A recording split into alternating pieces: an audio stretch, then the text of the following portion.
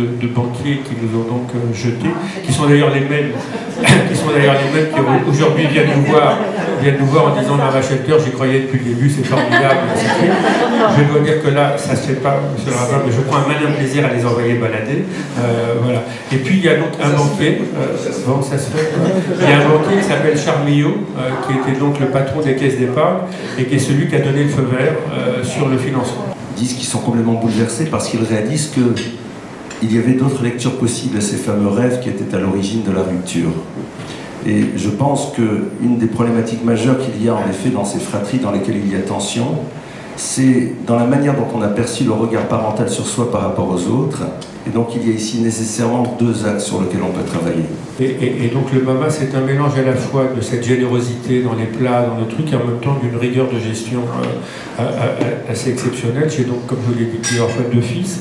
L'un qui est Benjamin, qui est le créatif, qui vit à Los Angeles et pour qui le seul truc qui compte, c'est de bâtir la marque, l'image, et ainsi de suite, et qui est prêt à dépenser des centaines de millions pour ça. Et l'autre qui est à Paris, qui gère les cordons de la bourse, et pour qui, chaque fois qu'il achète un euro, il est malade pendant quelques jours. Les choses ont changé.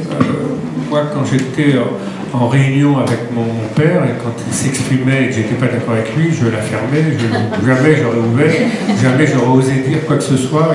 Il m'en a pas jamais fait le reproche, mais enfin, j'aurais jamais osé le contredire dans les réunions. Je dois dire qu'avec la jeune génération, les choses sont un peu différentes. Et dans un monde dans lequel la valeur d'une personne est souvent liée à ce qu'il va produire et non pas à ce qu'il est, eh bien, réintroduire peut-être cela. Lorsqu'on arrive au niveau de la parole, et je pense qu'elle est fondatrice à développer ces notions-là, on pourra peut-être plus facilement réussir à créer une véritable synergie à l'image des 12 tribus d'Israël par la suite. Il y a eu ce niveau d'exigence et il y a eu ce mur d'incompréhension par rapport à l'idée de casser l'école. Bon, ça, on a réussi à le contourner.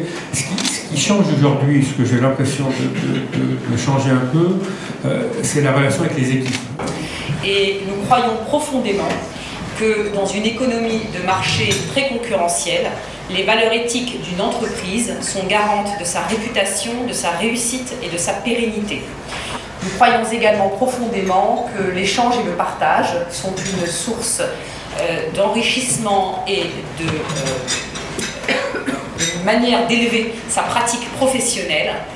Et nous savons que les textes sacrés sont un joyau, une source de connaissances inépuisable et inestimable, et que cette source de connaissances contient des valeurs éthiques universelles.